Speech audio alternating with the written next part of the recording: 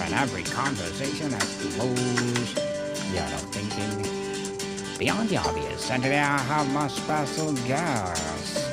She's a spiritual mentor, a trauma survivor, and unconventional counselor helping people heal religious wounds, overcome shame and addiction. None other than Miss Fenix Shepard.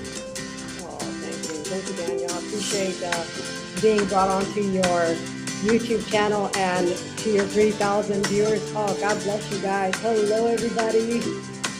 Yes, thank you so much for being part of my podcast. And Miss Phoenix, can you please introduce more about yourself so that I know? Absolutely. So, yes, I'm Fenix Shepard, known as the unconventional counselor. The reason why I say that is because I'm not really a licensed counselor. I'm a practitioner who uses modalities to help release trauma within sessions. And so that's what I do for people. I'm a former prior military, so I am a veteran, served my country honorably. Was born gay, was born gay. Yes, I'm a twin. We were both born gay, so it was not a choice for us. And unfortunately, throughout my whole journey, I have been told so many horrible things about being born the way I was. And it caused me to go down a really dark path for the majority of my life until I started having encounters with God, aka Jesus. And so things started to change for me when that happened. But I would love to dig and dive in deeper with you and just explore all of this and everything. Yes, and thank you so much for sharing your knowledge and wisdom to the world. Miss Phoenix, because here in on Abstract Assets, to say we celebrate you, we salute you. And today we will talk about all the hats that we mentioned. Okay. You left home at 14 carrying a trauma, shame, and the belief that God could never fully accept you. What is Right. the specific moment, conversation, or event that made you walk out the door, and what do you believe about yourself in that moment? Absolutely. I'll tell you the exact moment. So 2 weeks prior, I had been walking this. I think I was in the seventh grade. So I was 14 years old in the seventh grade, and I had an attraction to a girl who was in the sixth grade, and I would walk her home every day for 2 weeks. And I finally decided to have the opportunity to say, "Hey, be my girlfriend." Like, I was just exploring love. Like, "Hey, be my girlfriend." And of course, she wasn't gay. And she's like, "No." And she told her father. Her father called my dad. And after that phone call, unfortunately, my dad brought me and my twin brother and my older sibling sister to the dinner table, and he said, "Are you a sicko lesbian?"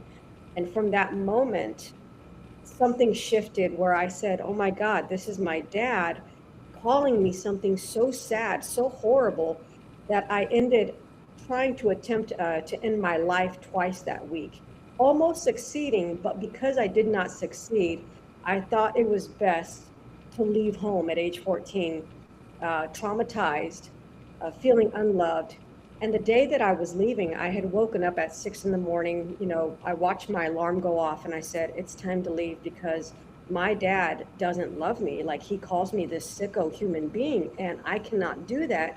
And because of that, I left home. They woke up, my parents woke up at 6 in the morning, realizing that I was doing something in my room. And they asked me, "Are you leaving at age 14 that morning?" And I said, "I am." And they turned around, shut the door, went back to bed as if nothing.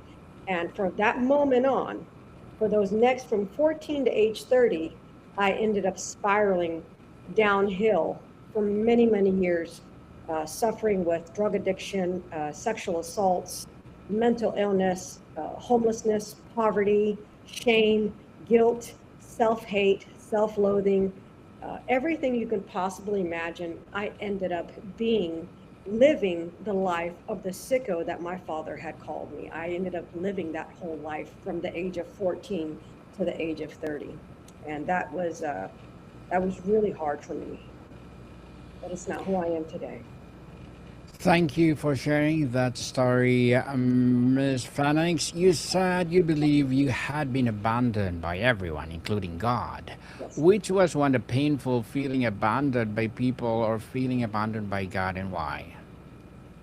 Well, I remember when I was a little girl, my dad would sit us all three down, and he sat us down on the couch, and he put a chair right in front of us, and he would sternly, I'm going to grab a Bible. He'd grab his Bible, and he'd start reading it so dramatically, hard, like hateful.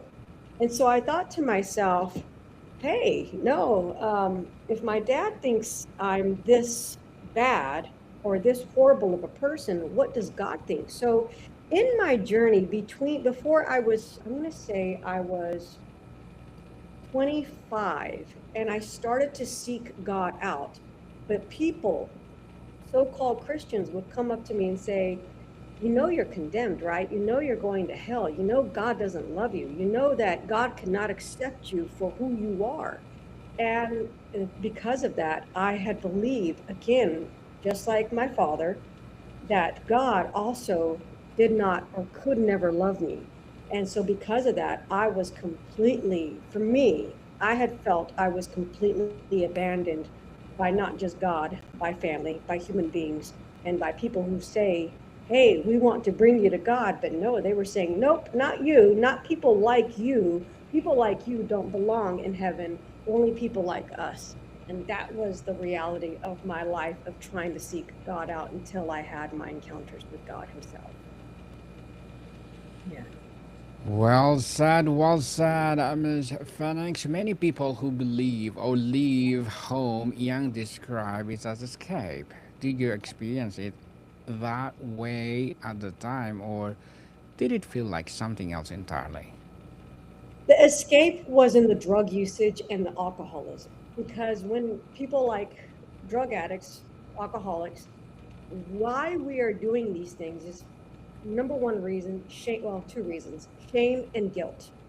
Shame and guilt are going to be the primary factors for any human being to use drugs or to become alcoholics or drug addicts.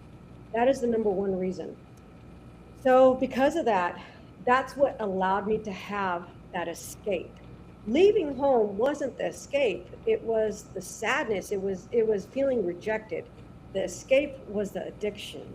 And that's entirely different, and that takes you down a very dark path. I mean, it opens up every, I almost want to say, sinister door that you think you would never go through, that you would never walk through or open. It's going to be open because you have just given yourself to spirits, alcohol, to drug abuse, which unfortunately, in my mind, which I experienced, it opens up a different realm, a very dark realm for a lot of evil to enter, and including bad human beings, people with malicious intents. Yeah, yeah. Ms. Phoenix, you speak about connection between trauma and addiction. For someone who sees addiction only as a bad behavior or moral failure, what are they missing? And what would you want them to understand? Absolutely. In the medical world, let's say even before me or when I was a young child, the medical system looked at three things: mind, body, spirit. Today, it only looks at medicating you. Everything is about a pill. So they removed the body and the spirit. So it's not a moral failure when people become addicted. There is something mentally, spiritually that they're lacking in their lives. They were molested as children, or they were abused as children, very neglected. So there's some component, mental and spiritual component, that happened to them, that believe that, hey, no, I'm an addict. Or they're going to say to themselves, I don't care. I don't care that I'm an alcoholic. I don't care that I'm a drug addict. It's what I want to do. They finally just kind of absorb or become that addiction, whether personally or privately. To them it is shameful, but they don't want to view it, because once they use it, they can space out, they can black out and say, you know what, who cares anymore? Life is what it is. I'll tell you something.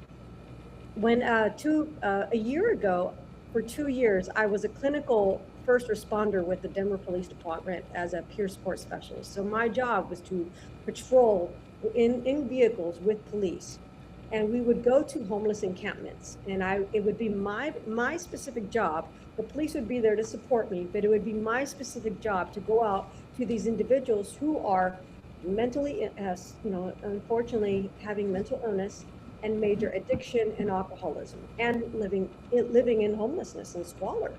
And so my job would be like, hey, let's find out what's going on with these people. Well, a lot of them didn't want to change anymore. They had gotten so far beyond the moral failure where they're just saying, no, I just want to live like this. So it is no more moral failure. It is spiritual condemnation. They're condemning themselves and saying, I am only worthy enough to live on the streets and to use drugs. And that, I feel like there has been a disconnect in our world of wanting to bring God into the lives of people, or spirituality into the lives of people, unconditional love, and say, you know what? No, don't do that. Like, I have you. I got you. Let me walk alongside you because I know what you're going through. And this is what I would do for people. And this is where I was able to put a lot of people in recovery homes, or in where they would have to, in detox facilities, and then find them some type of temporary housing, which would be like a 2-year voucher housing, so they can start to try and relive their life, get back on track. I would do these things for people. So I understand mental health and mental illness and addiction so well, because it, to me, like I said, it's a spiritual component, and something happened to them. Something happened, but man, I want these individuals to know it's not on you. It's on what happened to you, but we can always heal that. You can always heal. You just have to be willing. Yes, definitely willingness to be changed. Yes. And you describe hitting a breaking point that become a turning point rather than an ending. Walk me through that moment. What did the rock bottom actually look and feel like, and what shifted internally before anything external changed? Absolutely. So I was 30 years old, and I woke up as every day, started pouring whiskey in my coffee cup. My ex-wife, today she's my ex-wife, but my prior wife then was angry. Of course, she went to work. I stayed getting drunk. And in my drunkenness, I apparently blacked out and had destroyed my whole home.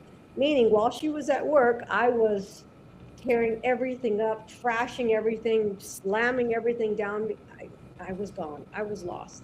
And when she got home, I still was not in the state of consciousness. So I was unconscious, still doing what I was doing, destroying everything, hurt her, did not realize I had done that. And finally, hours after, when I was able to wake up out of my blackout, I recognized, oh my God, what did I do? And of course, I found her on the floor, and I said, hey, what happened? And she said, hey, no, you were destroying the house, and you turned around and attacked me, not realizing that it was me. And she said, by the way, I called the cops and they're on their way. And so I said, okay. And so I ran downstairs, and I stood in front of the door, actually kneeled in front of the door, put my hands behind my back, knowing that I was getting ready to get arrested. And it was in the jail cell where a correctional officer in the jail approached me and said, hey, you know what? Your significant other just gave me a phone call, explained everything that has been happening to you, from all the sexual assaults, leaving home at 14, suffering a really hard life, Fenix. Don't you think it's time to heal? Don't you think you deserve it? Like, she's like, go, leave here once you get out tomorrow morning, leave here and go get the help you need. Nobody had ever said that to me. And I thought to myself, help, I could get help for this? Like, what? And and so the next morning, of course, my prior wife then picked me up from the jail, I cleaned everything up. I spent a couple hours cleaning that house.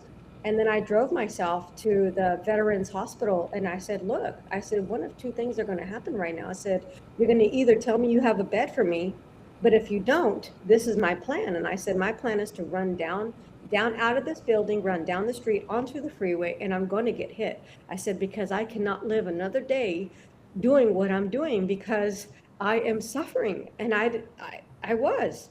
And they said, Miss Shepard, we have a bed for you. Knowing they did not have a bed for me, but they had to say, we have a bed for you, please don't leave. And they had to even call an officer because they were so afraid that they knew that they didn't have a bed, that they had to have an officer watch me in the hospital. And so they had to, I guess, rent or take me to an outside facility to already start my 90-day in-treatment program that I ended up doing. For 90 days, I stayed in treatment, detoxing, getting help, getting sober, but it still wasn't about God then. It wasn't until in that facility where I finally said, you know what, I got on my knees and I asked, I was like, why am I so sick, God? Why do you hate me? Why did you make me gay to condemn me? And then I heard him, he says, no, I made you perfect.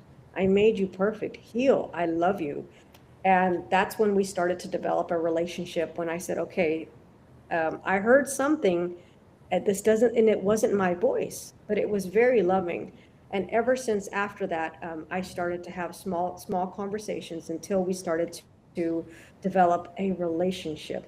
And that was my turning point for my external change. And in my external change is when every year or every day, every month, every week, little by little, God was working with me until he changed my mind, my spirit, my body, my thoughts, my words, even how I look. I don't even look the same. And it's only because of God that I'm healthy and joyful and filled with peace like I've never experienced, and a love, internal love that I have never experienced in my life. I adore who I am today. I have forgiven myself. I have forgiven everybody that has harmed me. And I live with such joy and peace that uh, that overflows. It never ceases. And I want people to experience what I've experienced. And so that's why I said to myself, no, I want to do this for others. And so I started learning modalities on how to heal traumatic memories for myself first, because even though God was with me, I would still see a lot of shameful things that I had done, God had already forgiven me. I had forgiven myself, but I was still seeing things that I wish I had never done, things that I would never tell a single soul, and not even a therapist. And so I said, man, how can God, how can I erase these memories or get rid of them or never see these things? And that's when God led me to becoming a hypnotherapist and a havening practitioner. It's the havening with the hypnotherapy that I applied on myself, where I erased so much of my past. I know I did it, erased, or AKA desensitized, that I no longer ever have to see intrusive thoughts of things in the past that I had done that I was so ashamed about that I would never want to talk about. And I don't, because I don't have to see them. And this is what I want to do for people who feel like, no, man, I've done some things I could never share. And I'm like, great, I'm not a licensed counselor to hear you. All I want to do is you never have to tell me what you did. You just have to be willing to let me help you desensitize your memories so you no longer feel that shame, and let me share with you a God that I know, and then introduce you to God my way, the way of Fenix Shepard, way shower, one that says, I'm one with Christ. Like, I love Jesus, and I'm going to teach you and show you a Jesus that you've never met before, that is going to just transform your life completely. And that's what we do today. Well said, well said. And amen for that, Miss Fenix. You wrote love unconditionally. What is the difference between believing you are loved unconditionally and actually experiencing yourself as a love unconditionally? And which one is harder? Oh, okay. Loved and condition. Oh, okay. there's a couple of the majority of the world, I'm going to say, loves conditionally. Mm. A lot of people. I can't say that for myself. So we love with conditions. Oh, let's say marriage. Let's talk about a situation with a relationship. People get married, for better or worse, for richer or poor, in sickness and in health. But then one day you're bickering, you're fighting, and someone says, you know what? I've had enough. I don't want to love you anymore. Here's a divorce decree. Let's get a divorce. Okay, that happens. But somebody who understands how to love unconditionally, the difference is people like me learn to never react. That is the difference, to not react to anything anyone does. So let me give you an explanation.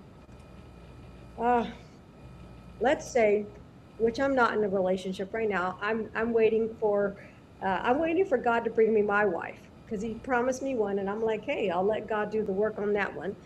But let's say I meet someone special, beautiful woman, and let's say she feels she has some insecurities. I have no insecurities, but let's say she has some insecurities. So she's coming here with some insecurities into my life, and she wants to start bickering at me. And my thought is, okay, I've learned all the tools that God has taught me, and that every therapist, psychologist has taught me. What I'm going to say is, oh, okay, they're just, something is happening with them, and all I need to do is just listen deeper and better with patience. So I would say, okay, I totally understand that something is happening.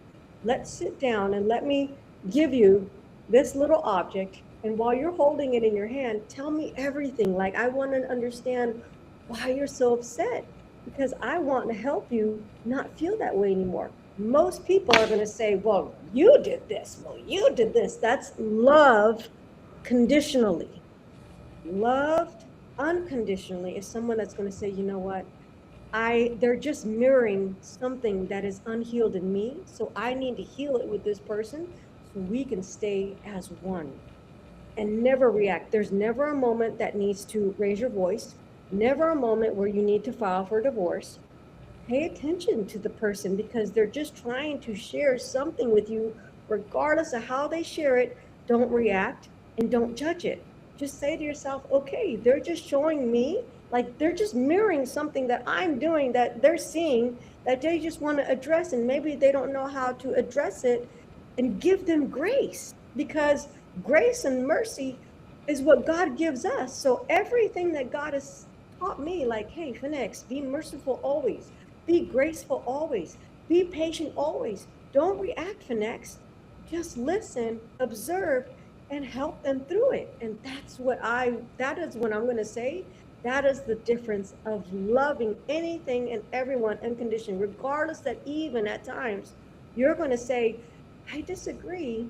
And that's okay. It's okay to disagree and be like, all right, I see what you're saying. And maybe I might want to look at it this way. And I agree with you on these things, but can we compromise?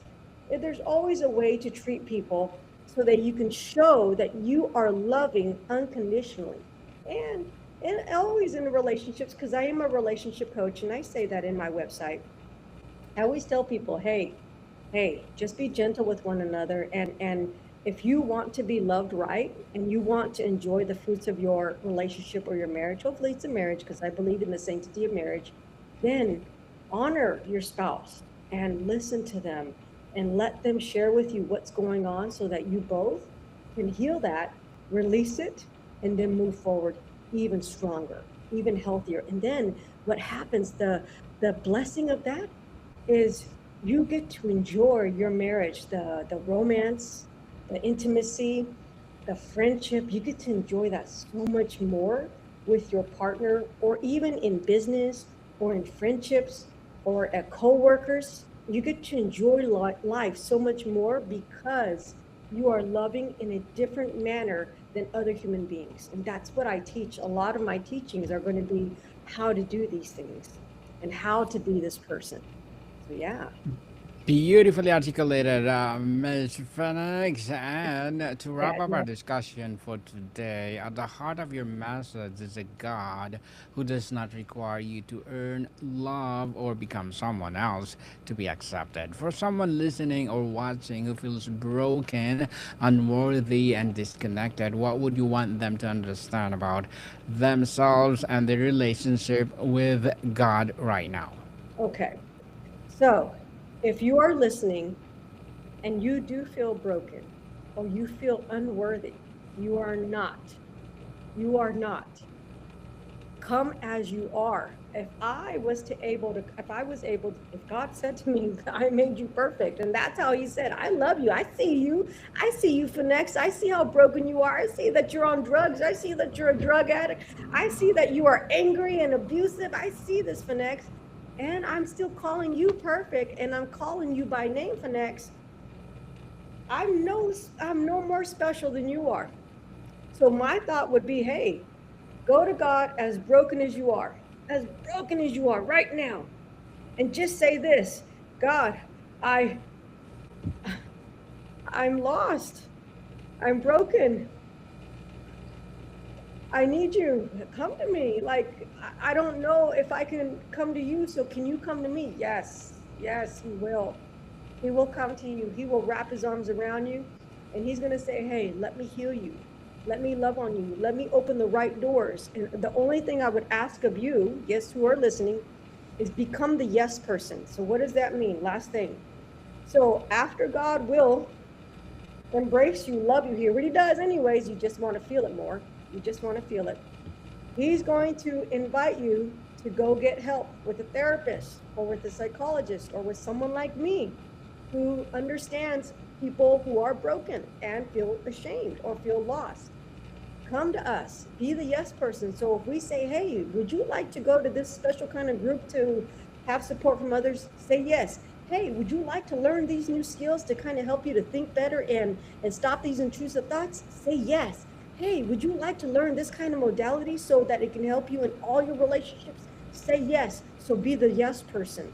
I became the yes person to every single modality that I can acquire and learn in my life and apply.